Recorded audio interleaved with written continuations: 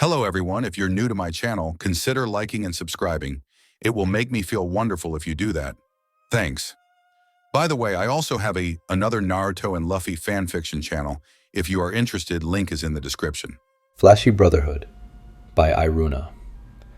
Buggy stops at a bar in East Blue, and there's this angry-looking kid asking about the captain, asking what would have happened if the captain had a kid. And everyone starts laughing like the idea is ridiculous, like Roger hadn't taken in 2 street rats and given them a home. Adios. Buggy looks around for the 5th time in the same number of minutes. He's not nervous, of course not. He's a captain pirate with his own crew and a hefty bounty for an East Blue pirate. He eats danger for breakfast.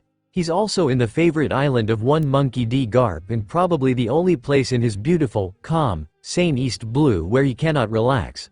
He looks over his shoulder again before reminding himself that Garp never goes to this side of the island. He is far away from Fuchsia Villa and the man's precious grandson. That brat is the only reason he is on the beast's territory.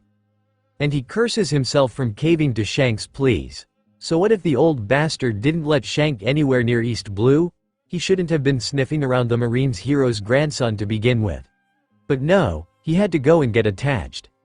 Give him the captain's hat. Give him his right arm. All because the brat didn't know when to shut up and Shanks got too focused when he was protecting his own and forgot to ensure he kept all his limbs in the process. Moron. So what if the idiot had come to him, still half delirious with fever from his infected shoulder, and asked Buggy to check on the child once he was off to the Grand Line? Buggy didn't have to say yes. He hadn't said yes. He never says yes to Shanks, not even when he is begging and offering him a place by his side. So why is Buggy here? He told his crew it was to get the big name to owe him a favor for doing basically nothing. He is good at lying to them even if Kabaji and Moji are starting to see through him.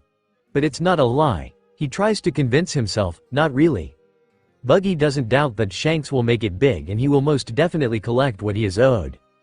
It's not the truth either. Regardless, he is already here and Garp is going to be in the West Blue for at least 3 more months. He double-checked. It would be stupid not to see the brat. It would also be stupid to go to Fuchsia in broad daylight, so he will be waiting in this nice, lawless, remote junkyard he has found. There is even some type of makeshift bar that sells what could maybe pass for alcohol. The people here are all rejects from society. Brutes that only concern themselves with those weaker than them. And they are smart enough to feel that Buggy could take them without breaking a sweat. He smirks. Even dressed as unflashily as possible, he manages to make an impression. He sits on a quiet corner and starts to ponder what to order when a child walks into the bar. He looks young, too young to be here, but he moves with purpose and the other patrons don't even blink at his presence. His eyes are tired and weary and Buggy recognized the weight in them. Shanks had those eyes when they met, even before Buggy taught him how to survive in the gutter. The kid shouldn't be here. There are always children in the places they should not be. The kid is fidgeting and looks ready to flee, but he squares his shoulders and addresses them all. What would you think if Roger had had a child? There's a second of silence before the bar erupts in laughter. They all laugh like the idea is ridiculous. Like Roger hadn't taken in 2 street rats and given them a home. He would have been shot, says the barkeeper with tears of laughter in his eyes. There was a bang and Shanks fell and there was so much blood. An enormous woman carrying a mace is the next one to talk. If it existed, it should have been drowned as a baby. The sea is dark and Buggy can breathe or scream or move and he keeps sinking and sinking and sinking. The man sitting across from Buggy spits on the ground. It's a good thing that monster died. A head hitting the floor, cheers around him, tears in his eyes. Buggy's fist flies and hits the bastard at the same time as the kid does. They look at each other in surprise before having to focus on the brawl they just started. It's a short one. He may be outnumbered 16 to 1.5 and nowhere near as strong as Shanks, but Buggy still grew up in the New World and these men are such small fries that he almost pities them. One throws a knife at the kid and Buggy stops holding himself back. If they are fine with attacking the weak, so is he. Not that the kid is weak. He is far stronger than even Shanks was at his age and his movements are practiced. His pain tolerance is also higher than any child's should be and Buggy does his best to shelter him from the worst of the fight. The kid doesn't thank him for it. When the last of their enemies hits the ground, the little shit tries to disappear on him. Tough luck. Buggy's observation hockey is bloody fantastic. Thank you very much. But the kid is good. He knows how to move through the shadows and he makes no sound even when he starts trekking through the jungle. So Buggy follows him. Of course he does. The brat is too young to be so angry and definitely too young to be getting into bar fights. The brat was asking about the captain. He knows he won't sleep easy until he sees him getting home safe and sound. And anyway, he is already checking in on a brat, so what's another? Maybe he also lives in Fuchsia. He may even be Shanks' brat. Seems reckless enough to be. Probably not though, looks too old to be, and he is definitely not the literal ball of sunshine that Shanks described. The kid doesn't go home or even to the village, but he does climb into a treehouse where there are two other brats. One is an obvious runaway noble and the other is wearing a very familiar hat. Well fuck. Shanks will so owe him a drink. He sighs and looks around before stepping into a branch which cracks loudly. He is quickly surrounded by the three boys, all of them holding pipes threateningly.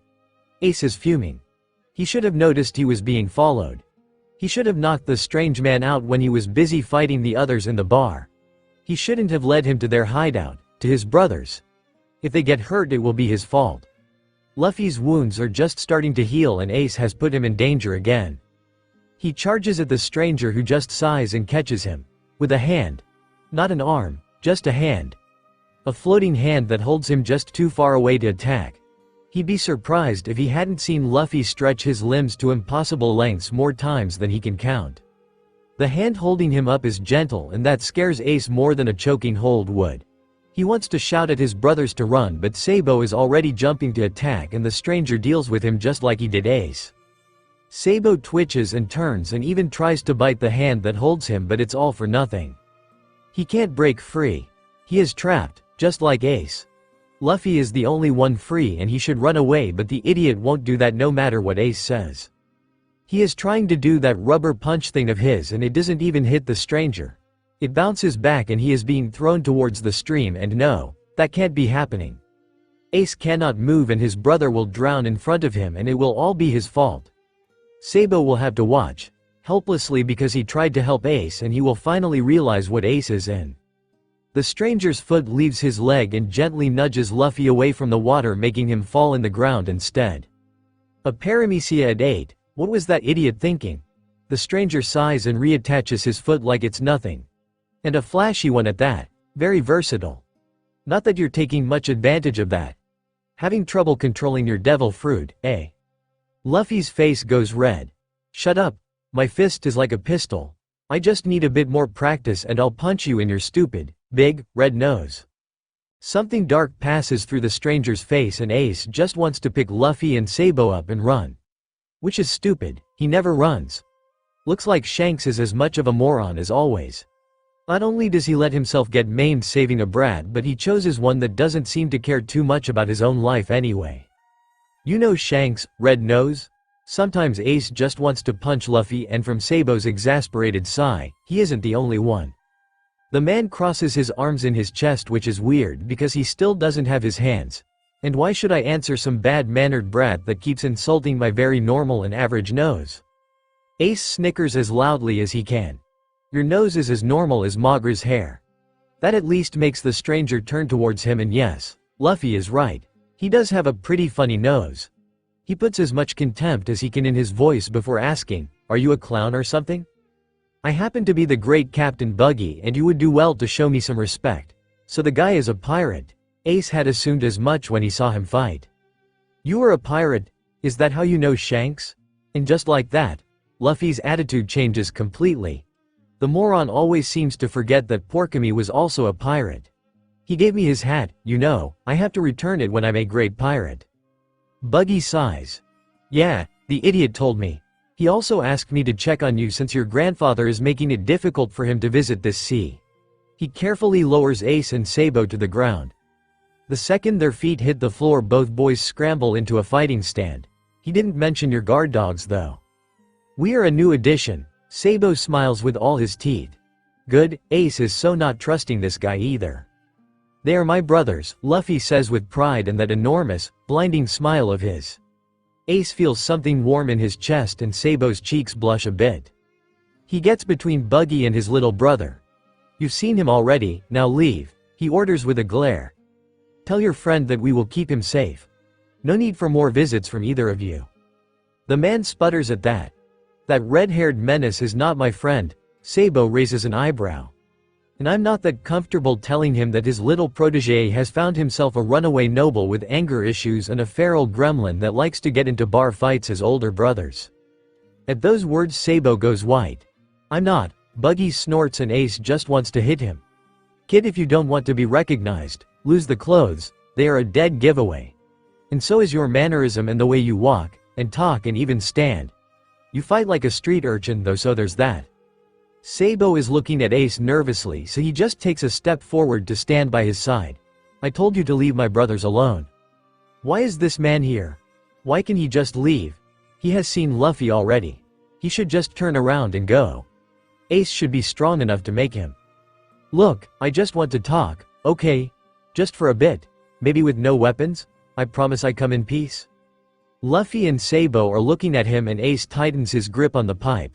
If this pirate wanted them hurt, there wouldn't be anything Ace could do to stop him. He hates that. He hates that there's someone here in their base, that they didn't hear him come until he wanted to be heard. He hates this man. But he didn't laugh like the others, and he is friends with Luffy's savior. Maybe if they hear him out for a while he will leave, and then it will only be Ace and his brothers again.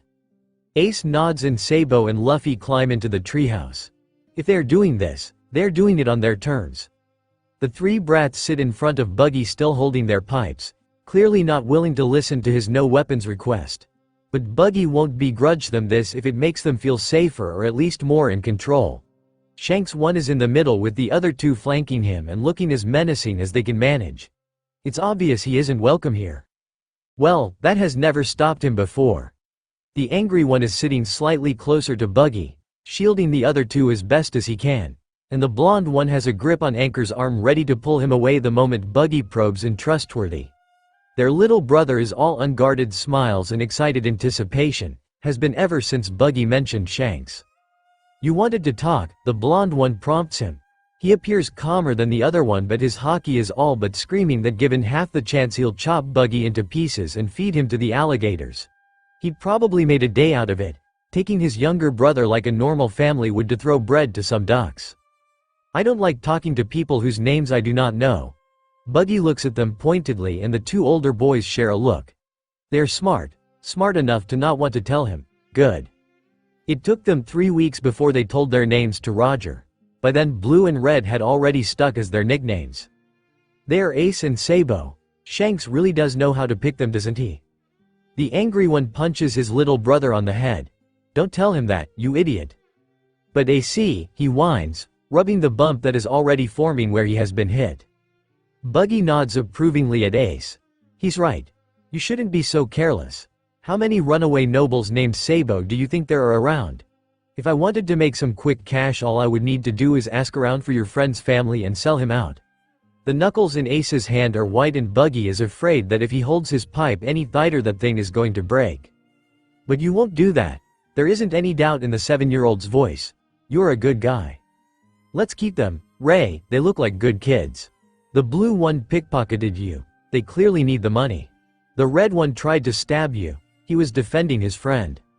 I'm most definitely not. I'm a pirate. I take what I want and to hell with who gets hurt." His warning seems to actually have the opposite effect and Ace and Sabo relax minutely. What the fuck is wrong with these kids? He needs to get control back of this conversation and he needs to do it fast. And anyway, why are you living in a forest? Weren't you being looked after in Fuchsia? Gramps wasn't happy when I told him I was going to be king of the pirates, so he took me to Dayton. Luffy shrugs. King of the pirates? Is that why Shanks gave him the hat? She is a mountain bandit, but she is not too bad, and Ace was there, which was great, and then I met Sabo and now we are brothers.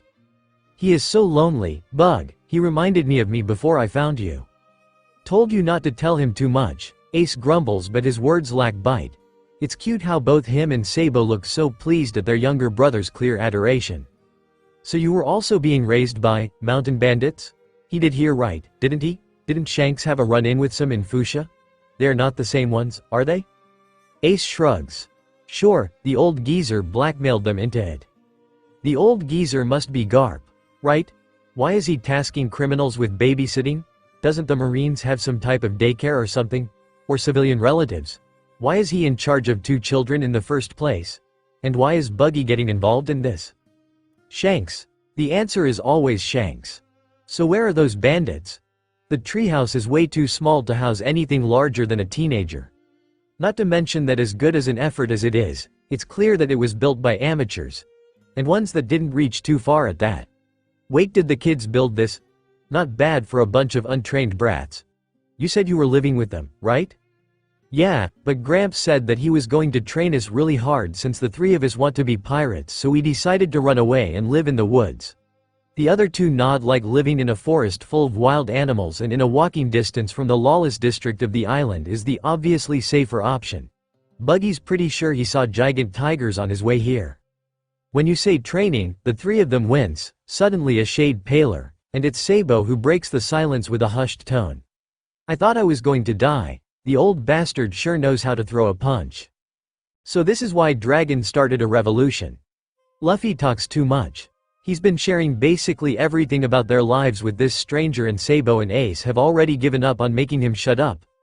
At least Buggy's expressions are really funny. The guy overreacts at every little thing. So let me recap. You guys hunt your own food, sleep in this cabin and steal from criminals for fun. The pirate has loosened his ponytail and is carting his fingers through his blue hair looking distressed. And you don't even pickpocket them, you just get into brawls with men twice your size. What does pickpocket mean? Luffy turns towards Sabo, frowning at the word. Is when you take someone's wallet without them realizing it, he explains patiently. I used to do it before I met Ace. But it's very difficult and you usually get very little money. Buggy sighs. It's slower than your usual methods, I suppose, but done right, the targets won't even realize they've been robbed until you're far away. Luffy blinks in confusion. But then when do you fight? You don't, that's the point. Ace frowns. Sounds really boring. The pirate throws his hands into the air, literally. The hands reach the ceiling before reattaching themselves into his arms. You kids just don't appreciate the art of a good sleight of hand. The rush of having your hand in someone's literal pocket and retrieving it with a wallet full of cash without them even noticing. The satisfaction when you see them start to pet themselves looking for it when you are already on the other side of the street. The confusion on their faces turning into outrage when they realize what's happened but can't find the culprit is amazing. No, it's all brawls and no brains these days. That's what's wrong with the pirate world. He looks positively offended, the way Dayton did when Ace called her axe stupid, and it's kind of funny. You still won't get much money that way, so it's useless. Buggy looks at him with a glint in his eyes that Ace recognizes, and he knows what he's about to say before he even opens his mouth. How about we see how much I can get before you decide that? Maybe then you'll see exactly how beneath me you lot really are. Yeah, we'll even make it a bet. Sabo perks up, eyes gleaming the same way Buggy's are, and Ace allows himself a smirk. What are the terms? Luffy said you and Ace have this competition going on about who can get more money on a day. Well, I bet I can get more than what the 2 of you combined managed in your best day. Ace and Sabo look at each other smirking. The day they stole from the Blue Jams they easily got over 13,000. Sure, but if we win you give us the money you've gotten and leave us alone forever. Ace crosses his arms and stares the pirate down. He knows he will accept it, and then he and his brothers will be finally rid of him. Fair enough, and if I win I get to teach the 3 of you how to pickpocket, because really, it's shameful that you don't know. And I get to drop by as much as I want and for as long as I want without having to fend off pipes. Sabo pouts, but Ace isn't bothered. There's no way they're going to lose. Fine. You need to get more than 14,000. He is expecting the clown's face to fall. He even buffed the number up a bit to ensure it, but Buggy just smirks at him. Take me to the poshest street in Hightown. I'll be done in about an hour. Getting into the city is easier with an adult in town, especially one that can kind of fly. Luffy laughs when Buggy holds him up the city's wall, and Ace and Sabo reluctantly grab his flying hands to be pulled over as well. So this is where the nobles live, eh? Buggy looks around disapprovingly. One would think they could buy some taste with all the money they have. So unflashy. Sorry, there's been a shortage of neon green balloons later, but I'm sure if we ask around we can get some multicolored pennants to tie you over. Sabo's voice sounds completely sincere and Ace has to suppress a giggle. Buggy mutters something about disrespecting brats but is quickly distracted when they reach the main street. He rubs his hands and winks at them. I suggest you watch carefully, brats. It's not every day that you can see a master perform his craft. And with that he is off. Ace isn't expecting much. Sure, the guy can fight and he's got a cool devil fruit, but he seems full of himself and little else. And how is he expecting to blend into this crowd with his red nose and blue hair? He's going to get chased away like him, Sabo and Luffy always are. He should be at least. But for some reason he isn't. He also doesn't seem to be doing much of anything. He is moving through the crowd alright, but he's not interacting with anyone, and the people in the street are acting like they don't realize he is even there. When is he going to start? Ask Luffy and he just shrugs. Sabo, you did this before, right? Is he doing it well? Sabo tilts his head to the side. I don't think he is doing anything. He's not pretending to trip on people or anything. How is he expecting to get their wallets? Ace has a bad feeling about this. What if he just wanted to get us here? Maybe he made a deal with your parents. We should leave, this is boring anyway. No way. Luffy's arms curl around his and Sabo's waists. He wouldn't do that, he is Shanks' friend. Sabo sighs, knowing as well as Ace does that there's no arguing with Luffy when he gets like this. We did promise we'd wait for an hour, let's just do that and then leave. Ace nods, but he is still frowning. At least they know these streets and they are not too far away from the forest. If anyone came for them, they'd probably have enough time to make a run for it. Still, he is keeping his eyes wide open, and at the slightest hint of trouble he is getting his brothers away from here. The bet be damned. He feels Sabo bump his shoulder with his own. You don't care, do you? About me being a noble? His brother is looking ahead and trying to sound as casual as possible, but Ace can feel the tension in his body. He snorts. Why should I care? It's not like you could help it. And you've never cared about who my father was. He is the son of a monster. What right does he have to judge anyone else? And Sabo's good. He's nothing like the snotty nobles that look at Luffy like he is something they scrapped off their extremely expensive and ugly shoes. Sabo still doesn't look convinced. Yeah, but your father is dead. Mine is still searching for me, and if he finds me he may end up hurting you or Luffy to get me back. Ace's frown deepens. No one is touching his brothers. If he tries to take you back, I'll be the one hurting him. And he will. If there's anything good about being a cursed child, is that he's been taking down grown men since he was around Luffy's age. You didn't like it there, did you? He mustn't have. He wouldn't have run away otherwise. It's strange because all the children Ace has seen in the streets of Hightown look pretty happy with their expensive toys and doting parents, but maybe Sabo's were mean. Or maybe not. Anyway, Sabo wants to be living with them in the woods, and Ace is too selfish to want him to go back. I hated it. Sabo looks smaller than usual and Ace doesn't like it. Neither does Luffy, who uncurls the arm around Ace to properly hug their brother. Even though I had parents, I was alone and I had to pretend to be someone I wasn't. I was never good enough for them. I couldn't do anything except what they told me. I don't think I ever knew what freedom was until I met you. He smiles weakly at Ace, who promises himself right then and there that he will never allow Sabo to go back to that. His brother isn't supposed to look so small, it's wrong. Luffy apparently agrees. It's wrong, he says in that tone of voice of his that doesn't he. It's not fun when you aren't free. No, Lou, it really isn't. Sabo's smile is still sad and Ace still wants to punch something. Or even better, someone. He half hopes he is right and Buggy is trying to sell them to Sabo's parents. Luffy returns Sabo's smile with one of his own. It's alright now though. Ace is here, so we are not alone anymore. And he won't let your stupid family get you. He feels his cheeks heat up and ends up punching Luffy in the head to get that stupid wide grin off his face. Of course not. And you better pull your weight as well. Sabo is both of our brother after all. Yeah. Sabo looks at them and for a moment Ace is afraid he's going to start crying. Instead he bares his teeth in what could maybe be called a smile. I call dibs on my father. You guys can beat up whomever he hires. It's been too long since Buggy's done this and he's missed it. He dances through the crowd, carefully liberating the wallets, watches and jewelry of anyone he comes across. He smirks. This is way too easy. Really, it's unfair to the kids.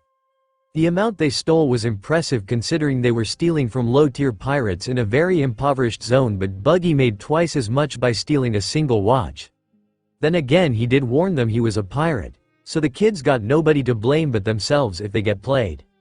Still, he's decided on some rules for himself in order to make this more interesting. First, he needs to get the 14,000 in cash. This way they can forego the pawn shops and reduce the risk of it being linked to the kids. Second, he's not allowed to use his devil fruit. It's never a bad idea to ensure he doesn't get overdependent on it anyway. The Marines have somehow convinced Vegapunk to work for them, and the Mad Hatter has done extensive research on Sea Stone. Well, he is using his devil fruit to keep an ear near the kids, but that doesn't count. It's probably overkill anyway since he's already monitoring them with his observation hockey, but it never hurts to be thorough. Especially considering the little gremlins could bolt at any point. Really, what was Garp thinking? These kids are basically feral. They hunt crocodiles for supper.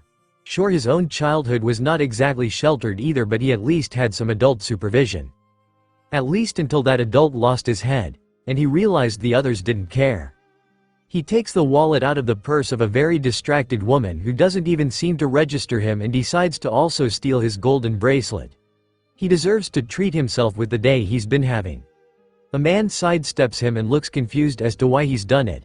His wallet is pretty heavy and Buggy flashes him a smile. Something he learned a long time ago is that normal people rely on their observation hockey all the time. They don't realize it, of course, they don't even know what hockey is most of the time. But they do know that some people have a strong presence that makes you pay attention to them. He saw it with Shanks all the time. People would address him when they went to the markets and pay more attention to what he said. Roger and Odin were also the same. Charismatic before they even started speaking.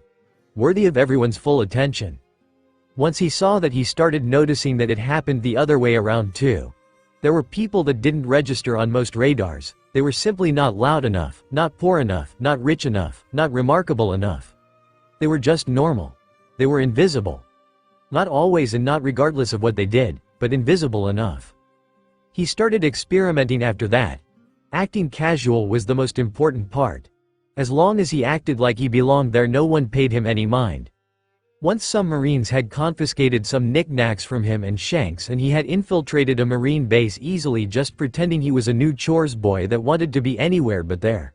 The same official that had taken his stuff had even insisted that he cleaned his office before Buggy could begin to plan how to sneak in. He'd never thought about concealing his hockey for these adventures though. After all, the people that he was trying to fool usually hadn't awakened their observation. But then there had been the hunts, and people who did have it had been looking for him all over. And he had had to try to suppress his hockey as much as possible and realized that normal people seemed to ignore him more than usual. When he had tried to talk to them with his hockey hidden, they blinked like suddenly realizing he was there, and more than one had accused him of sneaking up on them. He supposed it made some kind of sense. If projecting one hockey could be used to intimidate normal people and animals, it was only logical that keeping it bound closer to yourself could hide you away from the front of their minds. At the very least, it made pickpocketing nobles all the easier. He looks at the kids who seem to be done with their heart to heart and sighs. He has more than enough wallets already to have safely won the bet, which means that he'll get to teach them and they won't be able to attack him when he visits. Or at least, they won't be able to use their pipes to do so. He really should have been more precise in his wording, because he has a feeling Sabo particularly will be more than willing to exploit that particular loophole. And he is going to be visiting, isn't he? He probably was doomed from the moment Shanks asked. But these three kids desperately need someone around to ensure they reach adulthood, and no one else seems up to the task. Because he knows what it's like to go hungry and cold, to rely only on yourself and your underage friends to survive, stealing what you can and getting a beating more often than not. He also knows how much it means to be tended a hand when you need it most. He starts walking towards them, calling his ear back before they can spot it and figure out he had been listening in on them. "Did you give up?" Sabo asks. He'd almost look disappointed if it wasn't for the mocking smile on his lips. Buggy smirks at him and makes a very flashy movement with his cloak. Dozens of wallets fall to the ground. Their eyes widen, and for the first time Buggy can see something akin to respect in them. Good, it was long overdue. Want to count it yourselves? Ace purses his lips but nods tersely, starting to quickly pick them up. His brothers follow suit. Not here though, let's go back to the forest. And this one is smart. Is what Buggy would have thought if he hadn't met him when he was starting a brawl with several men twice his side. Okay. But first we need to get some good seats, the show is about to start. He picks Luffy up and perches on the ceiling of a nearby building. He doesn't try to fly the other two. It's easy enough to climb anyway, and he has the feeling he might have ended up being bitten if he did. Anchor laughs excitedly, sitting in Buggy's lap, and it's probably a red flag that he is already allowing himself this. Hell, he kind of likes the brat already, even if his naivete is infuriating. Ace is the first one to reach them. He is panting and glares at Luffy before tugging him off Buggy. Don't let yourself be kidnapped, you moron. But Luffy isn't paying attention to him. Look Ace, that guy is making a really silly face. And just on cue, chaos ensues on the street. People are starting to realize that they are missing items and are starting to freak out. The others are checking their own valuables in response and also finding them gone. Never knew that old hag could shriek like that. Sabo sits by Ace's side looking delighted. He probably knows some of the assholes down there, and he is clearly enjoying seeing their distress. Did you take her one-of-a-kind ruby necklace? She always went on and on about it. Do you mean this one? Buggy throws the tacky item at him and he scrambles to catch it before it falls. Yeah, nice craftsmanship even if the design is shitty. Should go for about 300,000 berries. Ace's eyes look ready to pop out. Just for this? Buggy shrugs. But don't worry, you don't need to take my word for it. Just count the cash I've gotten for our little bet. It should be more than enough. How? I didn't see you even attempt to approach anybody. Sabo is pouting. She, Luffy is laughing. It's a mystery. No it's not, Ace protests, still looking at the necklace in Sabo's hands. It's a skill and he said he would teach us. Oh, and here I thought it was useless. Buggy isn't above some teasing. The little shits hadn't been holding back after all. Yeah, we were wrong. Sabo admits so Ace doesn't have to. You will teach us, right? The three are looking at him expectantly and Buggy has to do your treehouse first. We still have to count the money. But yes, I will teach you. It's something all street urchins need to know after all. 34,825 berries. Ace is a tiny bit impressed. That's like at least 4 weeks' work. So yeah, if this pirate wants to teach him how to do it, he will learn. That doesn't mean he trusts him. He doesn't like him either. And he especially doesn't like that Luffy is hanging all over him. He even demanded a piggyback ride during their way back. Once they are finally alone, he will have to knock some sense into his little brother. At least Sabo understands. He is looking at Buggy with the same calculating glance he used on Dayton. Sabo will use the adults around him, but he won't let them chain him down. Ace hadn't needed to know the reasons why to understand it. And now that he does, well, no one will ever cage his brother again, he'll make sure of that. Still, this particular adult will be useful. He is a pirate after all, but that means that he may also be dangerous. If he found out about Ace he would. Actually, what would he do? He didn't laugh like the others. Why didn't he laugh? Why punch the bastards who did? Ace does not trust him. Buggy claps his hands together. Alright, we'll need a bag of sand and some bells. Do you have any laying around? Why would we? Treehouses don't need bells, damn it. Theirs has everything that is actually useful. We have some ropes, offers Luffy, pointing at the material that was left over from when they were building it. Buggy nods. He doesn't look disdainful, but Ace still feels his hackles rising. The pirate either doesn't see it, or doesn't care. We needed to go buy some outfits for you three anyway. Let's go before the shops close. At least his brothers are as surprised as he is. And if Luffy's pout is anything to go by, as displeased. I don't want new clothes, I already have some. Buggy sighs like they are the ones being unreasonable. If you want to steal from nobles, you know, the people that actually have money, you need to dress well enough to blend in with them. It's just for when you go to the high town. Ace's frown deepens even more. I don't want to look like a noble, they are assholes. Exactly, Buggy points out, like that makes any sense at all. They are spoiled little brats who do what they want because they know that their mommies and daddies will pick up the tab and make the lives of anyone who complains miserable. So, Sabo's eyes light up. So if people think we are nobles, they will let us do anything and go wherever we please. He finishes. He is right.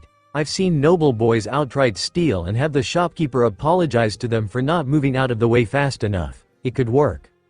Ace still looks unimpressed. Do I have to wear ruffles? He does not blush when Buggy chuckles lightly. He doesn't. Not if you don't want to. As long as the clothes are good quality, they'll be good enough. He is soothing Ace and he's horrified to notice that he doesn't hate it. That being said, wearing very outrageous clothing can actually be a very good way to ensure no one remembers how you look. Luffy laughs. That's silly, it's the other way around. No, it isn't. If you wear something flashy enough, most people will forget to take a good look at you. Buggy's explanation makes kind of sense. Like your nose? Has Luffy still not realized that the pirate has a serious complex with it? And on cue, Buggy flushes Red with anger. Who has a big, red nose? And because Luffy is the kind of kid that jumps over crocodiles, he points at Buggy. You do, it's so cool. As always, Lu's effect on people is incredible to watch.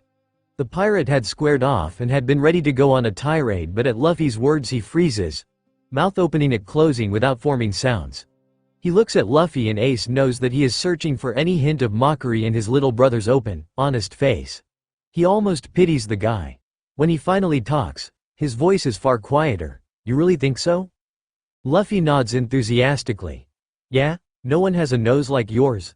That's great, isn't it? The pirate fakes a laugh and puffs out his chest. Of course it is, I'm the great Captain Buggy after all.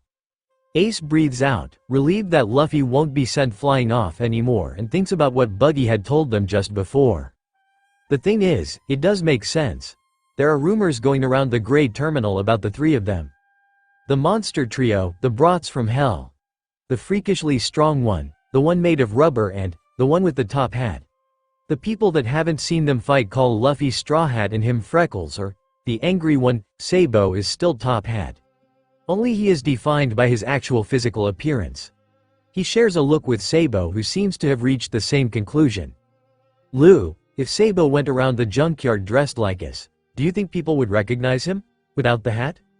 Luffy turns to look at him looking very confused. Why would he? That's his hat. Ace shakes his head, branding Luffy as a lost cause, but he catches a glint of approval on Buggy's face. He scowls at him. Still, no ruffles. I'll just dress all red or something. That would work, right? Buggy nods before frowning. A lot of people go with red though. You sure you don't want something more flashy? Something that's only your signature color and not the go-to for any unoriginal wannabe trying to look tough? Ace can feel his cheeks burn and he crosses his hands in front of his chest. What's wrong with red? It's a cool color. And he's not a wannabe. He's strong and he will be one of the most feared pirates ever. He will show him. Sabo must have realized his shame because he quickly comes to his rescue. If we keep talking, the shops really will have closed by the time we arrive. And it's not like we can decide what to wear without seeing what they actually have. His brothers nod and they start making their way down the treehouse. A hand stops Ace just before he reaches the rope stairs. I'm sorry, Buggy says, but he isn't looking at Ace. Red is a fine color. I just associate it with someone and his shadow is pretty large, so every time a rookie wears it I can help but think, it doesn't matter. If you like red, you should wear it. I don't care. It's just a stupid color. Ace shakes Buggy's hand off and follows his brothers out. That was quick. It only took him like 4 hours before he screwed up. He darts a look at Ace, whose cheeks are still flushed with shame. Shit. He hadn't been trying to insult the brat, he had just wanted to help. This is all Shanks' fault. He's the one that has ruined the color red for him after all. If it wasn't for that bastard, he wouldn't link red with drunkards without common sense. Red means a lot of things now. It means friendship and bitterness. It means trust and inadequacy. It means laughter and tears. It brings back his best and worst memories. He can't never decide if he wants to run to or from it. Red is a fucking mess and it's all Shanks' fault. Then again, he is almost thankful to Shanks. If it weren't for him, red would mean an ever-present laugh and the sound of a head hitting the floor. Still, he just hurt the kid. He'd embarrassed him when he had asked for his opinion. How is he supposed to convince them to lower their guards around him if they are afraid he'll mock them? Really, Buggy, you sure you want to be a pirate? With how comfortable you are hiding behind craters, maybe a shopkeeper would suit you better. He needs to make it up to the kid. Hopefully before Sabo decides to upgrade from sending him nasty looks to acting on whatever thoughts he's having. Even Luffy is frowning. It's pretty unsettling. Are we going back to Hightown? Ace asks, and he is not looking at Buggy, which can't be a good sign. Buggy shakes his head. Town center would be better. they'll have clothes of enough quality and far less questions. Alright. The kid starts guiding them through narrow streets and Buggy just wishes he would scream at him. At this point he'd take a fist to the face. Anything but the sullen silence and the twirling of self-loathing hockey that surrounds the kid. The shop they end up choosing is situated at the border between Center Town and High Town. The clothes there are modest, but anyone with a trained eye can see they are expensive too. Sabo nods approvingly before Buggy can. It will do. The noble boy takes over picking some clothes for his brothers since he only needs to replace his own with newer versions. He's got a good eye. Buggy will give him that. He quickly finds clothes that are easy to move on but that still look classy. He deliberately hands Ace a red jacket looking straight at Buggy. That would look nice on you, he tries, aware of how awkward he sounds. Very flashy. Ace throws the jacket back into Sabo's arms. Buggy sighs before forcing a mocking smile on his lips. Aw, you care that much about my opinion already? That gets a raise out of the boy. I don't give a fuck about your opinion. Buggy splutters. Who's been teaching this boy how to swear? So you're not going to forego red just because I said it was for weak posers, then? No, I'll wear red if I want. He takes the jacket back and snatches the white shirt and black slacks his brother is holding for him. I'm going to try this on. Sabo smiles at his brother before turning towards Buggy. You're still not forgiven. Yeah, Buggy had guessed as much. He watches as Sabo goes to help Luffy, who is picking the most outrageous pieces in the shop. He hopes Sabo can talk him out of the feathers. Though he did kind of look adorable in that golden waistcoat. Buggy hears a loud gasp and turns around to find the shop attendee cooing over a blushing Ace. Which yeah, fair enough. The kid is kind of adorable. Especially now all decked out and looking both embarrassed and pleased with the attention. He's clearly uncomfortable in the fancy clothes but Buggy can't help but think that they suit him. There's something almost regal about the kid.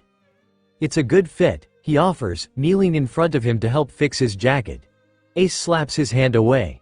It'd be better if it was a captain's coat though, you'd rock that. Ace looks at him with suspicion but his curiosity gets the best of him. A captain's coat? Buggy nods. Yeah, all the great ones have one. It's usually really long and worn as a cape. My old captain had a red one with golden shoulder pads and buttons. It was pretty cool. He smirks at Ace. Mine is better of course, I have fur lining in it. It's also orange, which is a far flashier color than red. Speaking of which, there's an orange cowboy hat propped near them adorned with two faces, one smiling and one sad. Buggy reaches for it and places it on the boy's head. For when you're running around the gray terminal, you can't be the only one without a hat after all. Ace takes it off immediately and Buggy is sure that he's about to throw it away but he stops when he gets a good look at it. He bits his lip looking conflicted. Orange goes pretty well with red. Hell, we could put a red ribbon or something in it too if you want. Buggy tries to keep his tone of voice as casual as possible. Or you can choose another hat, Ace. Or even another piece of clothing. Just let me buy your forgiveness. Yeah, or Sabo will stab me. Ace snickers a bit but his eyes are still locked onto the hat. What about red beads? Would that work? Yeah. Buggy's answer is probably too fast but hey, he isn't about to repeat the same mistake twice. Want to ask if they have them here? Ace's eyes gleam with mischief. No need. I know where to find some. Buggy is about to ask more about it when a sudden crash resounds through the shop. Luffy and Sabo have managed to knock several racks down and are looking sheepishly at the chaos they have created. Luffy's still wearing the golden waistcoat alongside a very pink skirt and what looks like a green scarf draped like a belt. Buggy lets out a sigh. He has another fire to put out. Ace's hat is a bit too big for him but the shopkeeper has promised him that he would grow into it. Because of that, it dances a bit when he walks and it sometimes falls over his eyes like an orange curtain. It's the coolest thing ever. Ace smirks, readjusting it. Yeah, his hat is so much better than Luffy's or even Sabo's. And it isn't even complete yet. Dayton's necklace will look pretty nice around it. He's sure, far better than Luffy's lame ribbon. Sabo's goggles are kind of okay though. So cool, Ace's chest puffs out a bit as Luffy praises his hat for the 11th time. Now all three of us have a hat. And some of us even have a tasteful one, Sabo grumbles. He is so jealous of Ace's new hat that he has called it a monstrosity and crime against good taste. The three of them almost crash into Buggy when he suddenly stops. He hands them their bags with the new posh clothes and takes a sack out of inside his cloak. "I need to go bargain with this shopkeeper," he says, pointing at a navigation store.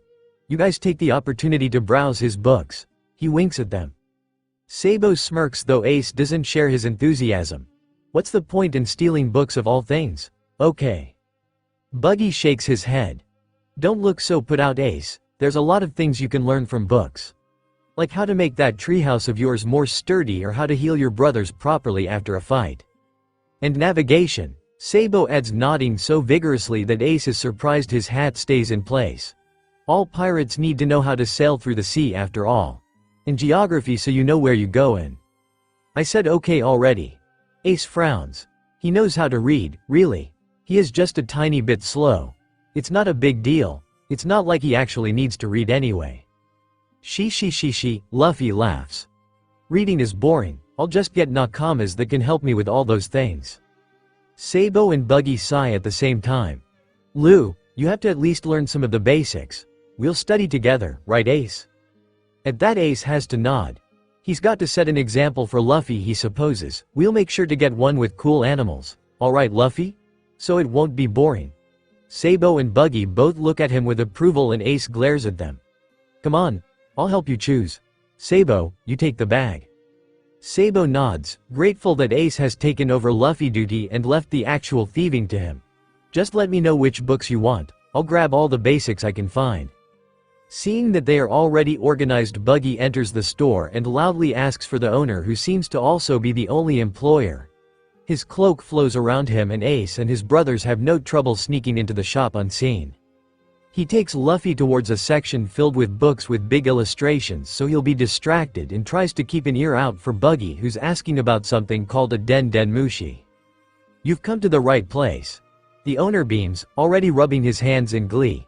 It must be a pretty expensive item then. We're the only store outside the high town that carries them. Of course, they are a pretty costly item. Buggy raises an eyebrow. Which kind? Audio or visual? What range do they have? Are we talking about babies or full-fledged adults? Do you carry any black ones? The questions aren't thrown around too quickly. Rather, Buggy seems to be taking his time forming them, and with each one some of the confidence of the owner seems to fade. The beaming smile has downgraded to something more cautious, but there's a gleam in the shop owner's eyes now that Ace recognizes as greed. Someone as knowledgeable as you seem to be would already know that in a place such as my humble shop we can only afford to sell regular audio den mushi. That being said, I can boast of a couple adult ones that will allow you to contact anyone in the East Blue. I could maybe inquire around if you wanted a baby specimen, but for the moment that's the best I can offer. So Buggy is looking for a communication device. Why would he want that? Then that will have to be enough for me. I want a habitat too. Nothing extravagant, just a sturdy wooden box if you have it. Ace frowns. He had expected Buggy to want a golden one, or maybe even one with a circus tent. He gets distracted by Luffy, who's found some fairy tales from the other blues and gestures to Sabo to get it. His brother looks positively gleeful, and the sack Buggy had lent them is already starting to get full. At Sabo's expectant stare, he picks up a devil fruit encyclopedia and a book called Navigation for Dummies.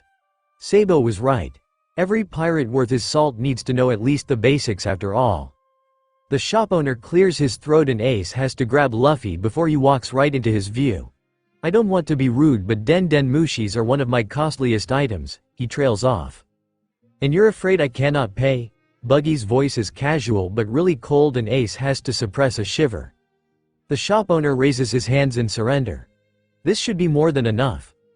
Buggy throws one of the watches he stole that morning and Sabo curses. We need to leave, he whispers to Ace. Now, but Ace shakes his head. If we do that, he'll see us. We need to wait until he's gone to the back room. They've remained hidden so far thanks to the tall desk between Buggy and the owner and the several library stands crowding this side of the shop, but if they try to leave they will be made. He knows what Sabo's afraid of. The owner clearly looks about to call the Marines, but Ace has a feeling that everything is still going according to Buggy's plan. Just wait a bit. Sabo doesn't look pleased, but he nods. The owner finally seems to get out of whatever trance he was in and raises his eyes from the golden watch to Buggy. Of course it will. Let me just go get your den. He starts walking towards the back when Buggy stops him. "You're about to make a mistake," he informs him matter-of-factly. The man freezes, turning around with a smile so forced it must hurt. His voice cracks when he asks, "Am I?" "Yeah." Buggy finger traces caringly the watch on the desk. "See, you've just recognized that this is one of the items that was misplaced this morning, and thus you feel like it's your duty to call the Marines. That's all nice and good, but if you do that you'll just have to report that your Den Den Mushi has also gone missing. That would be a pity." The owner's voice is raspy, but he's brave enough to still look Buggy in the eyes. "Do I have another option?" "Of course, you could take the watch, and I'll even throw this very nice bracelet too." A delicate silver chain with several pendants falls into the desk. "Give me my items and then call the Marines and tell them they have been stolen." Sabo looks confused by this turn of events, and so does the owner. "What do you win from this?" he asks, and he is looking at Buggy in a way that's very familiar to Ace. He is wondering if he could take him in a fight. Buggy straightens a bit and his shoulders seem to get wider. The man backs off a step and Ace pouts. It would have been fun seeing him trying to attack the pirate. "Well, you seem like a smart man," Buggy tells him, sounding oddly sincere. Someone that knows that the first thing the Marines will do is search this store for evidence. And if they happen to find some of the stolen goods here, he doesn't have to finish. The owner has gotten the message loud and clear. "It will probably take me a couple of hours to hide this," he says, making to grab the watch and bracelet. Buggy places a hand over them. "My items please," he says sweetly, and the owner all but runs towards the back store. Buggy makes a gesture with his head telling them to leave, and Sabo all but drags him and Luffy out. "Let's go back to the forest." Ace is about does it for him. "But Sabo, we need to wait for Buggy." "No," Sabo shakes his head.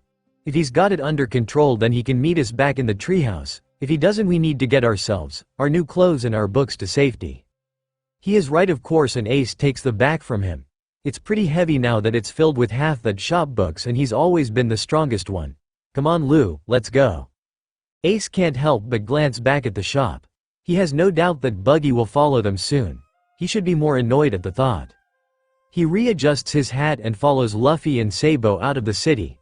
When he steps out of the shop the brats are gone. Of course they are. He sighs, trying to get a better grip on his new acquired Den Den Mushi habitat. Well, they already have all they came here to get anyway. Still, it would have been nice if they had waited. A ship in the distance, only Shanks by his side. Two boys too young for the world they had been thrust into, and no one to call for help. Not since he had been beheaded. He lets his feet run on the ground and flies over the city. The brats are not too far away, but he's decided that if they couldn't be bothered to wait for him, they can make their own way over the city walls. It's not like they aren't used to it anyway. He does watch over them though. It would be a pity if they died right after Buggy had spent such a large amount of money on them after all. They move well together, always ensuring Luffy is in the middle and well protected. Ace opens the way with Sabo covering their backs. They don't look at one another, but Buggy is sure that each is always in the other's peripheral sight. There was always red on his for over a decade. Sometimes he still searches for it and the comfort it used to provide. He wonders if a Yonko has any use for any blue besides the sea and sky. Once the kids are out of the city, Buggy leaves an eye with them and gets ahead. Like hell he isn't arriving first. He ponders about waiting inside their treehouse for a bit, but then catches sight of the pirate flag flying above it. The kids may be playing pretend, but he's not about to break one of the first rules of the code on a technicality, so he makes himself comfortable sitting against the tree with the wooden box at his side. It doesn't take long for the kids to arrive. "Red nose!" Luffy screams in delight, all but jumping over him. Ace frowns but doesn't object. Instead he and Sabo ignore him and start climbing into the treehouse to find a place for their new possessions. Luffy makes himself comfortable in his lap and his bright smile tampers a bit Buggy's anger at the way he has been referred to. Nonetheless, he decides to correct him before the nickname sticks. "Just call me Blue if Buggy is too hard. That's what people used to call me when I was apprenticing." "Apprentice? What's that? Can you eat it?" Luffy's brow furrows in confusion. Buggy chuckles, trying to convince himself that he doesn't find it adorable. That's what's called when a kid travels with a crew to learn how to be a pirate. Luffy's eyes go wide at that. "You can do that?" Shanks said no kids on his pirate ship. He's so stingy. "That idiot just cares about you a lot. Being a kid in a pirate ship is hard and dangerous. He can't believe he's defending Shanks, but he doesn't want Luffy to criticize him for the one actually responsible choice the man has made in his life. And Shanks is a lot of things, but he's never been stingy. If anything, the moron's always been too quick and eager to give. But you did it. Luffy still doesn't seem very convinced. Yeah, and so did Shanks, together actually, which is why we know that sometimes it really sucked. Sometimes it didn't, but Luffy didn't need to know that. Believe me, even Red was afraid over half the time. And for all he's a powerhouse now, he had several close calls too. Red? Was that Shanks? Is that why you were blue? Fuck. How had that nickname slipped out? He hadn't used it in decades. It doesn't sound right alone, it was always red and blue. Ace and Sabo are silently descending from the cabin, probably trying to spy on them or play some kind of prank, so Buggy decides that the best defense is a good attack. He's also pretty keen on derailing the conversation. Anyway, if Shanks had taken you into his ship, you wouldn't have met Ace and Sabo. Luffy's eyes are wide with horror now, and the two presents that were approaching them have suddenly stopped. I guess I can wait to become a pirate, then, he decides after a second. Having brothers is far better than being with Shanks and the others anyway. Either Ace is blushing hard enough for the heat in his cheeks to reach Buggy, or the warmth that he and Sabo are feeling is so intense it's slipping into their hockeys. Anyhow, the two give up their sneaky approach. We need to go get dinner before it gets dark, Sabo says. He is trying to sound casual, but his lips are curled into a genuine smile for once. We are not getting you food, Ace tells him point blank, trying to sound intimidating while still looking like a very pleased tomato. Buggy nods. I brought my own anyway. He had prepared enough to last him till tomorrow, not wanting to let too many islanders see him. Should I get the fire started while you hunt? You could also go away, Sabo offers sweetly. But if you must, do it in that clearing over there. We don't want any fire too close to our base. Luffy, stay with him, Ace orders, which seems to surprise everyone, including the boy himself. You're lousy at hunting anyway, and we need to keep an eye on him. Ace is still frowning at him, but Buggy knows that the only reason he is allowing Luffy to stay with him, let alone requesting it, is because he's decided that Buggy won't hurt him. He can't help but smile a bit at that. Sabo seems hesitant, and Buggy knows that he will be staying close enough to keep an ear out. Which is fair enough, because one of his eyes will be following the two kids too. Luffy looks torn. But why don't you teach me what you can do with your devil fruit? Buggy proposes, since he also doesn't want a 7-year-old to go try to capture an alligator or whatever wild beast these three find tasty. I can help you improve and think of new ways to use it. They have to work on that aim at the very least. You can do that? Has no one tried to help the kid with it before? Once he goes back to the big top, he'll be having words with Shanks. It's his fault the kid ate it after all. The least he could have done is ensure he knew the basics. Buggy separates his arm in 5 different places, letting the parts fly around Luffy. Of course, I learned how to control mine after all. And I wasn't much older than you when I got it. Great. Luffy turns towards his brothers, who are still hovering by. I'll get so good at it that tomorrow I'll beat you both. The older boys snort. You haven't ever won a single combat. What does Ace mean? What combats? Yeah, laughs Sabo. Not even the time Ace fell asleep in the middle of your fight.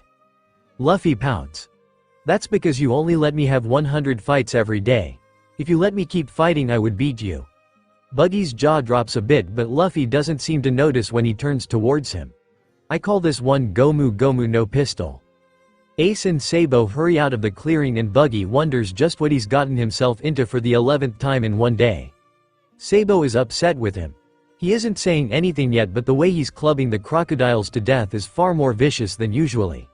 It's not like Ace doesn't understand. He doesn't like leaving Luffy with Buggy either, but if he hadn't, the pirate would have come with them, and Ace just wanted a bit of space. If he wanted to hurt us, he would have already done it. He had us both caught 5 minutes after meeting us and let us go, he says, tired of the silent treatment. Whatever he wants from us, Luffy will be safe until we come back, and this way we don't have to worry about him getting eaten while we hunt. Sabo all but growls. So we should just give him free rein over our easily influenced little brother? He's not easily influenced. He's naive and trusting, but Luffy will do what Luffy wants to do regardless of what anyone else says. Ace protests. Sabo makes a grunt of acknowledgement, but he's still glaring at Ace. Just trust Luffy. Yeah? Porkamy wasn't able to break him in hours. Buggy won't do it in minutes. Buggy is far smarter than Porkamy and he's not after our money. And that's the crux of their problem, isn't it? They don't know what Buggy is after, but it sure as hell isn't money. He's even spent some of his own on them. Do you think? Ace trails off, suddenly struck by a terrible idea. In the Great Terminal, there were some pirates that were nice to me at the beginning, but they wanted. He trails off, not knowing exactly how to put it. Their gifts weren't for free and I ended up breaking their family jewels. Sabo shudders and Ace knows he's understood what he's talking about. There were some nobles like that. Very nice to children. My parents told me not to go near them. Not that I would have. The way they looked at me was kind of wrong. I don't get that from Buggy, do you? Ace thinks about it for a minute before shaking his head. No, whatever it is he wants, it's not that, I think. When we were at the store he wasn't looking at us, not like that. And he doesn't look too happy when Luffy climbs into his lap. If he had, Ace would have found a way to beat him to death, his superior strength be damned. So what does he want? Sabo lets out a frustrated scream. He's a pirate, maybe he wants to use us to go after the old geezer. Or he needs someone to do his dirty work for him and is trying to recruit us? Maybe he knows who I am, Ace whispers, but that doesn't make sense. If he did he'd already be dead. Or maybe he just wanted to check on Luffy. Sabo looks almost offended that he has to acknowledge that possibility. Shanks did save his life, so maybe that's all there is. A pirate making a favor for his old friend. Neither really believe it. People aren't nice, not really. Dayton kind of is, but that's because the old geezer is blackmailing her. The old geezer himself is the opposite of nice. Makino actually is, but she's mainly nice to them because of Luffy. After all, she's known him since he was a baby and no one is immune to his charm. Which would also explain why Shanks saved him but not why Buggy is still here. Let's just go back as soon as we can, Ace decides. They already have 2 crocodiles, so they only need to find another. Suddenly there's a movement in the corner of Ace's eye and he raises his pipe ready to defend himself, but he can't see anything when he turns towards it. He gestures to Sabo, who nods, straightening up and nonchalantly trying to flank whatever it was. It's useless though, whatever had been there, and Ace is sure something had, is long gone when he and Sabo converge in the middle. Sabo just sighs, suddenly looking very tired. Want to share a crocodile? Ace ponders it. It's far less than what they usually eat, but he's not that hungry and he really wants to go back to Luffy. Sure.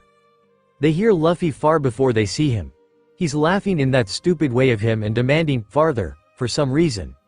Then they find a hand grabbing a tree and an unnaturally long arm guiding them to the clearing. Luffy is in the middle of it, or at least his body is. His neck, arms and legs are stretched so long that his head, hands and feet are completely out of sight. What are they doing? Sabo asks, poking at their little brother's stomach. He realizes his mistake when there's a yelp and suddenly Luffy's extremities are coming back at vertiginous speed.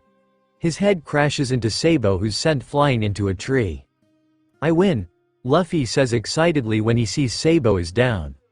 Yeah, a prize for stupidity, he grumbles, outraged. What were you doing? Ace tenses when Buggy joins them into the clearing. We were testing his limits. Looks like he's got a pretty good range. Once he knows how to aim a bit better, it will be extremely useful. I thought you were getting the fire started, not experimenting on my brother, Ace says, crossing his arms. Buggy just rolls his eyes and takes a flint out of his pocket.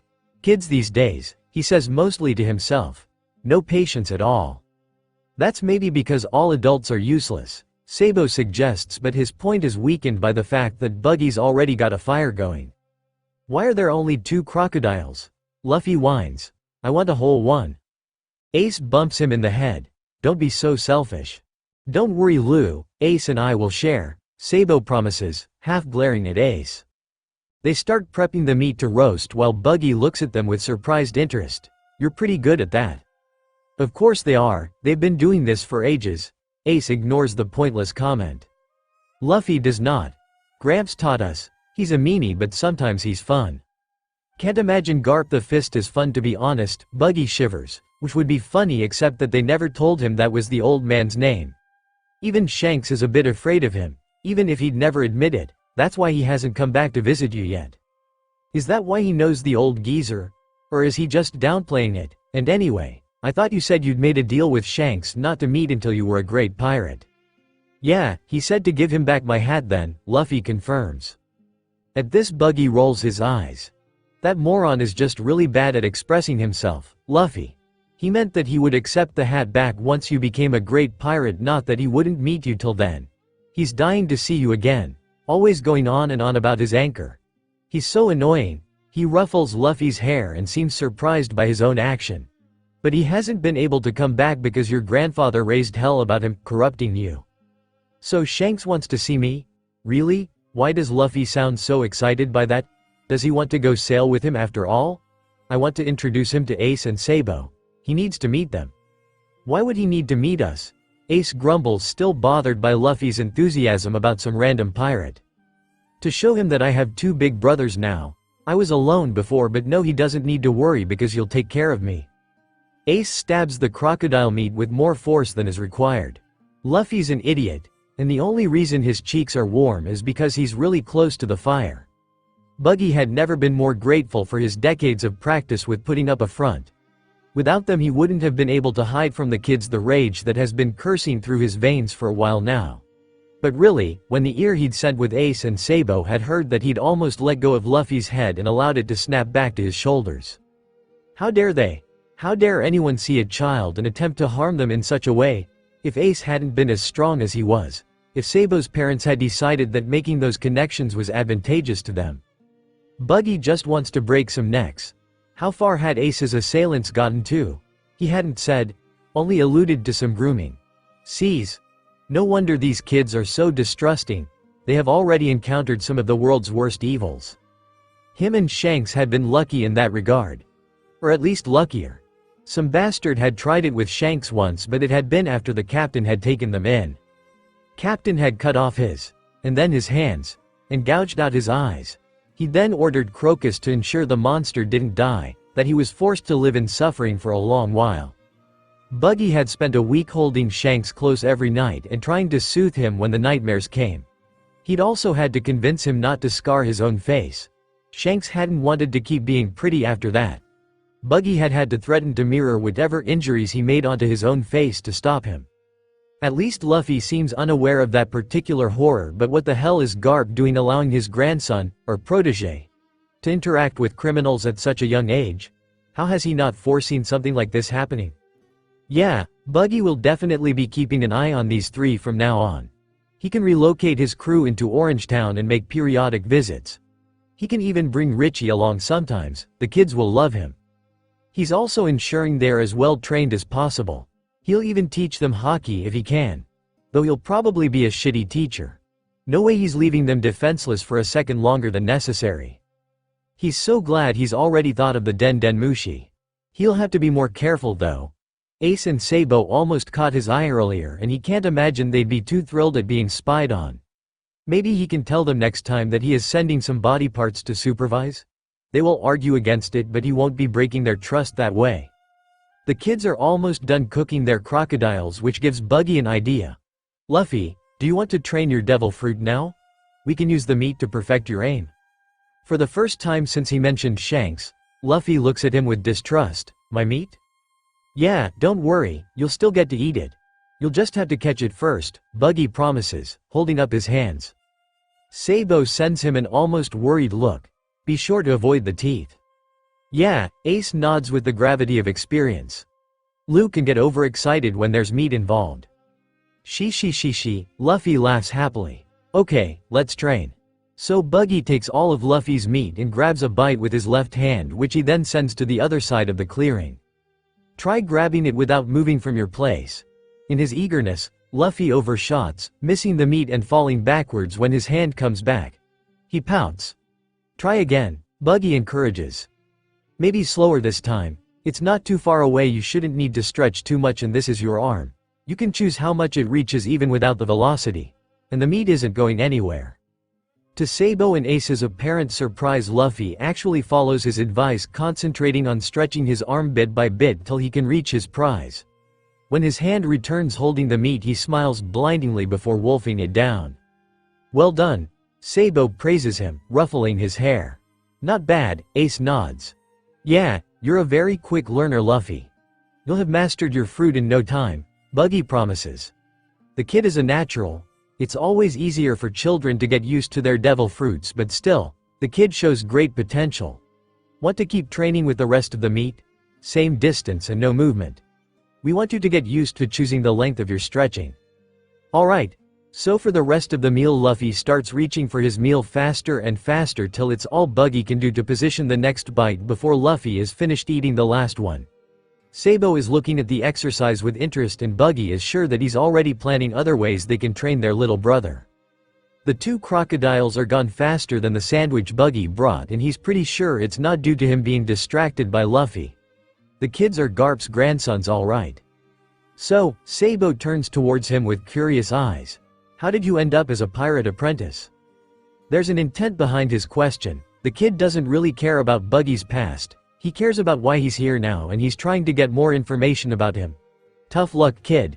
Buggy himself doesn't truly understand why he let the red bastard con him into coming here. Story time. Luffy demands and even Ace is looking at him expectantly. Buggy doesn't want to tell this story. Doesn't really care to remember it. But he wants the kids to trust him and the best way to get that is to show them trust in return. Not much to tell. I was an orphan living in the streets alongside Shanks. We got by stealing from pirates that came into our town. Once we pickpocketed one that took pity on us and decided to raise us on his ship. It beat starving to death and winter was coming so we agreed.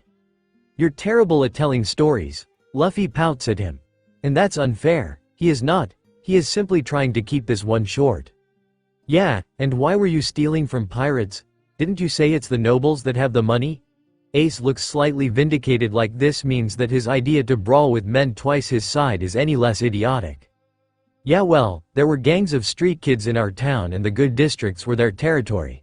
Shanks and I could only stay on the poorest port if we didn't want to get stabbed. Buggy had met Shanks right after he had gotten into a fight with one of the biggest gangs. He had been bleeding and more blue than white but he'd been alive. To this day, he still doesn't know why he took the pains to drag him to safety. Why didn't you join one of the gangs then? Asks Sabo who's frowning in confusion. Yep, he's definitely the smart one. I did when I started out, they are the ones that taught me how to steal.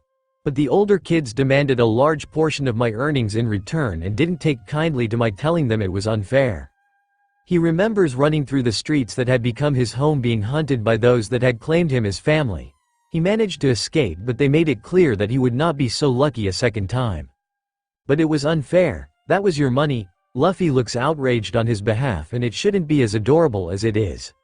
Sabo and Ace wouldn't steal from me just because they're older. That's because they're your brothers, Buggy tells him soothingly. The kids I grew up with, they were too busy trying to survive to care for the weak. And that's okay. They had to look after themselves or they wouldn't have made it to adulthood. How many did not make it regardless? Would he and Shanks have if Captain hadn't found them? Still, Ace looks almost mad for him which is strange coming from someone that had tried to brain him with a pipe not 6 hours ago. Stealing from kids is pretty messed up. The way he says it, it's clear that there've been those who've tried to steal from him. It is. But I was lucky in the end. Captain found me and he took me and Shaman was mad but he was kind and he took care of us. Good. Sabo's tone is firm and Buggy feels a sudden rush of fondness. These kids, these jaded, lonely, angry children that have been exposed to so much evil and have had to suffer through so much injustice are still so kind. Kind enough to care for a stranger. Who is the last person that got mad on his behalf? None of the Rogers, that's for sure. By the seas and the sky he so swears. He will protect them from now on or his name is not Doke no Buggy. Buggy has been quiet for a while. Ever since Sabo and Luffy made him tell the story of how he first joined a pirate crew. Luckily, Luffy is too engrossed with his new training to notice it. Still, once the food runs out he will realize that they made Buggy talk about something he didn't want to and then he'll be upset. And an upset Luffy is a crying Luffy so Ace needs to fix this. He pokes Buggy with the stick he's been using to roast the meat. You said you're a pirate captain, right? Do you have a crew? The effect is immediate. The pirate puffs out his chest and his eyes gleam with pride. Of course I do. I have the best nakamas in the seas. Yeah, right. Sabo scoffs, having caught up to what Ace is attempting. I bet they are just run-of-the-mill, weak pirates. That seems to spur the pirate on and he points at Sabo with his half-eaten sandwich. I'll have you know that my crew is the only one in the world to have an actual lion in it. Sabo and Ace's eyes widen and even Luffy slows down enough to ask between bites, a pet lion? Cool. Buggy shakes his head looking offended. Richie ain't no pet, he's a nakama and has been part of my crew since he was a cub. How did you get him? Asks Sabo, intrigued despite himself. Did you steal him or something? Of course not, he and Moji were my first nakama. I saved their lives, you know? Buggy brags but his eyes soften a bit. They were working on this circus under a very cruel ringmaster that wanted Moji to make Richie jump through fire rings and such and punished them without food if they failed. That would be kind of cool, Ace comments, because, really, a lion jumping through fire? Hell yeah. Buggy glares at him. Richie was just a cub and he was scared.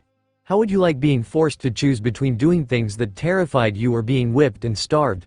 Poor Moji also got his fair deal of punishment trying to protect Richie. They whipped him? Ace asks outraged. But he was like a baby, right? That's what Dayton said, a cub is a baby animal. Buggy hums and his face looks darker than it was before. They didn't much care for age. Kabaji was about 14 back then and they already had him cycling through the tightrope. You also have an acrobat, how does he fight? Ace doesn't quite understand what Sabo is asking but he looks pretty excited about it. He once told Ace that he had gone to the circus so maybe it's something he saw there. With 2 swords and an unicycle, Buggy says, looking about to burst with pride. He's come a long way from the scrawny teenager he used to be. Cool, Ace finds himself saying because, 2 swords. That's like double as cool as 1. What's an unicycle though? Do you know what a bicycle is? Most times when people ask questions like these Ace gets flustered and mad but Buggy doesn't seem to be implying that he's dumb or anything like that. Still, he's pretty pleased with himself because he actually does know. Him and Sabo had found an old one in the junkyard and Sabo had tried to teach him how to ride it with interesting results. Yeah, well, it's like that but with only 1 wheel instead of 2. So cool, it was pretty hard to keep the balance with 2 wheels already. And if this Kabaji guy is using 2 swords he can't be holding himself onto anything right. Ace kind of wants to see what that looks like. And he wouldn't mind meeting a lion either. Luffy wolfs down the last piece of meat and Ace realizes that he's managed it. Buggy is back in high spirits, telling them all about his crew and Luffy hasn't noticed how upset he had gotten before. His little brother asks Buggy for story after story and the pirate complies though he only seems to be talking about his time as pirate captain which is weird. He said his old captain had been a cool dude and he sailed with Shanks, who Luffy swears is amazing, so why doesn't he want to talk about them? Soon Luffy's eyes start to close on their own and Sabo and Ace had to drag him to sleep through slurred protests about how totally tired he isn't and how he just wants one more story. Buggy bids them good night but not goodbye and makes himself comfortable near the fire where he apparently is about to sleep. There are wild beasts in the forest but they usually know better than to come so close to their base. And even if they did decide to come, Buggy would probably be able to dispatch them. So Ace doesn't feel any guilt whatsoever about not inviting him to sleep in the treehouse. Still, he looks back once, just to ensure he's not following them really, and is surprised by how difficult it is to find the pirate. All he has done is put the cloak more tightly over himself but for some reason Ace's eyes pass over him twice before finally seeing him. That's weird. It's pretty difficult to drag Luffy up the rope stairs but they somehow manage it. The stretchiness of Luffy's everything does help a bit. He'll still be here tomorrow, won't he? Sabo asks and he looks torn between being mad and confused. I think so, Ace says. Maybe he'll be eaten by a snake tonight. Sabo chuckles a bit but it's a weak sound. Should we keep watch tonight? Ace is about to say that it's not necessary, that Buggy doesn't need to take them by surprise but he thinks better of it. He has some questions for the pirate and he'd rather ask without his brothers around. He just nods at Sabo feeling a bit bad about tricking him. Sure, I'll take the first one. Buggy isn't surprised when Ace comes back into the clearing an hour after the 3 had gone to bed and it isn't just because he's kept his observation trained on the kids since they left. He unwinds his own hockey a bit so the kid won't have trouble finding him and sits upright. Something tells him this conversation will be something else. Why hadn't he packed alcohol? The kid approaches him warily and doesn't seem too happy to find him already waiting. He also doesn't sit when Buggy gestures him to. Instead he just broadens his stand and grips his pipe tighter. Why didn't you laugh like the others? There's something almost accusatory about Ace's tone, but it's his eyes that catch Buggy's breath in his throat. They look almost hopeful. Buggy doesn't pretend he doesn't know what he is talking about. Insulting the boy won't take him anywhere. Because I knew Roger. He admits, and Ace goes white and the pipe falls from his hands. He took me and Shanks in as orphans and allowed us to grow up on his ship, so the idea of him as a father is not particularly funny to me. But he was a monster. Ace looks torn between rage and confusion. And Buggy should be offended. He should jump at his captain's defense, but he knows that if he says the wrong thing, Ace will run. Something about this is deeply personal to the boy, and since Buggy doesn't know what the right thing to say is, he will just have to say the truth. Perhaps, in a way. The admission doesn't feel like a betrayal, even if he's sure some of his old crew would see it as such. It also minutely relaxes Ace, so Buggy takes it as a win. He was stronger than most people and could be quite ruthless. He'd seen Captain kill and maim without a shred of hesitation, and Captain himself had never claimed to be a saint. Still, Captain was also not just that. He searches for a way to make Ace understand how a man can be both a force of nature and a loving father nakama. You know, when I was a child I used to think Garp was a monster.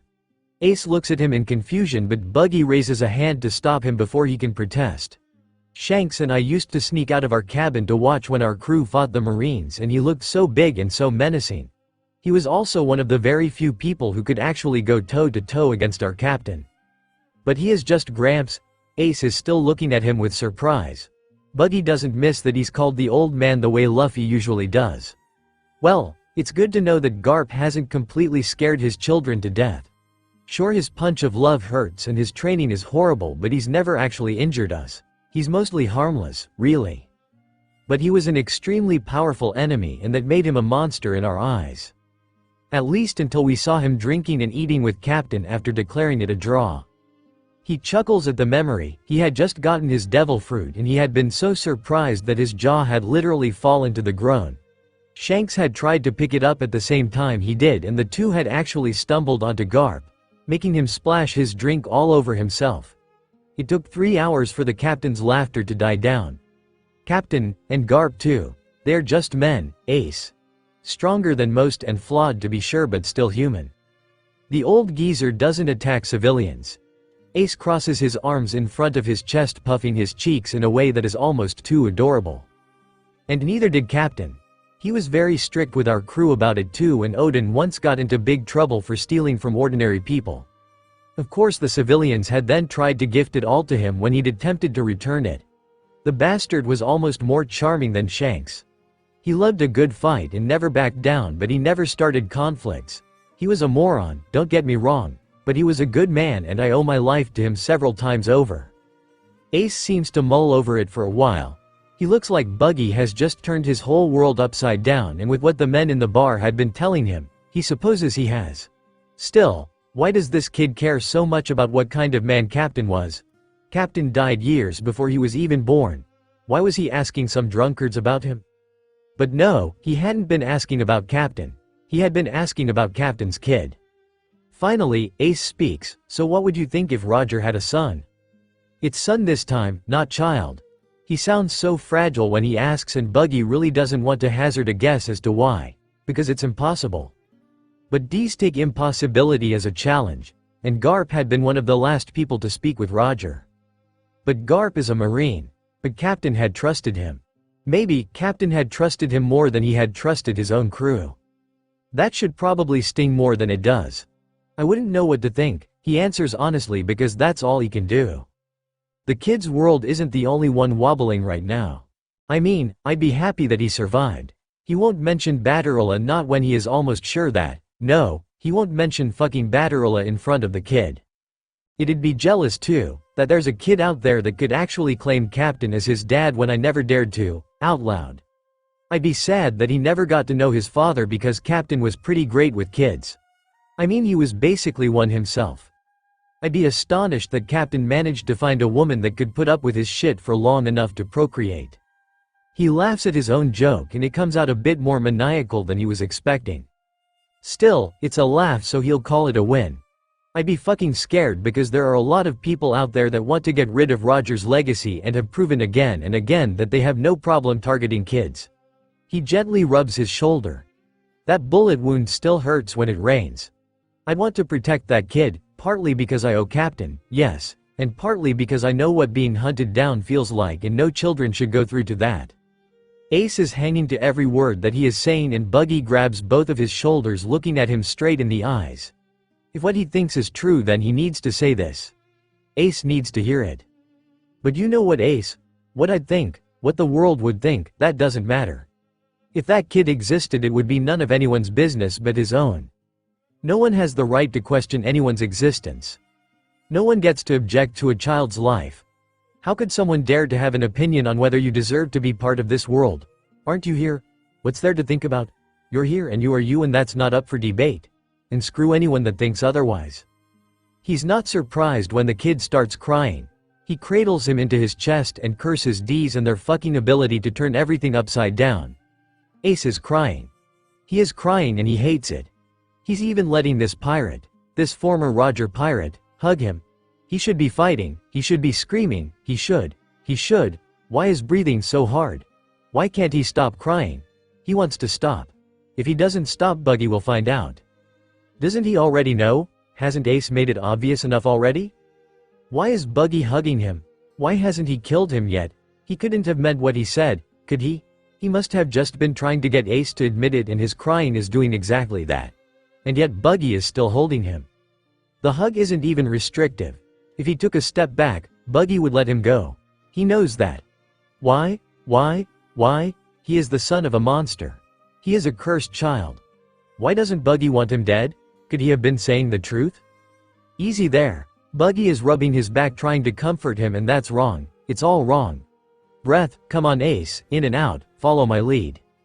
Ace finds himself synchronizing his breathing with Buggy and he should hate it but his sobs are less violent now and he finally manages to talk. But I shouldn't have been born, he protests. Because yeah, that's the one thing he knows about himself. Says who?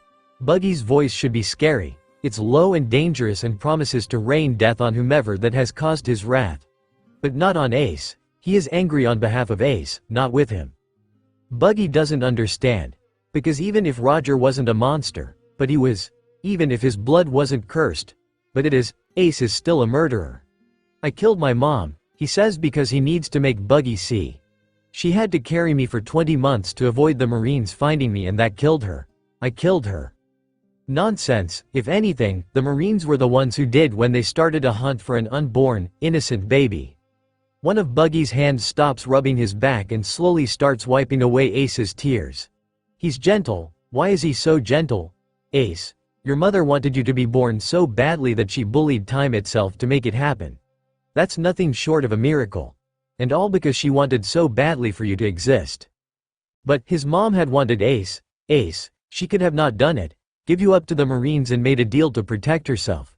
But she chose to save you. She chose to give you life even if it meant endangering her own. She sounds like an incredibly brave woman, one that wouldn't want you to blame yourself. Yeah, his mom had to have wanted him. It's the only thing that makes sense. He's overheard some of the junkyard women talking about problems they needed to get rid of, so there has to be a way to stop being pregnant. But his mom hadn't wanted that. She had done the impossible for him to be born. Ace, have you never told your grandfather about this? Asked him. Buggy is trying to sound soothing but there's fury in his voice. I asked if it was good that I was born once. He said I would find out as long as I lived. He quickly says, afraid of what Buggy may do to Gramps. Buggy sighs, still looking ready to kill. Garp's never been known for his tact or eloquence. What he probably wanted to say is that yes, it is good, and that living would give you ample proof of that, so you shouldn't give up.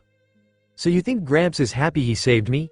Even if I get Luffy into trouble sometimes and don't want to be a Marine? He's disappointed him so many times, Ace is sure of it. But Gramps has always treated him the same way he treats Luffy. Ace, Garp betrayed the institution he's dedicated his entire life to because he thought you deserved the right to grow up. His eyes widen, he'd never thought about that. Had Gramps really done that just because Roger had asked?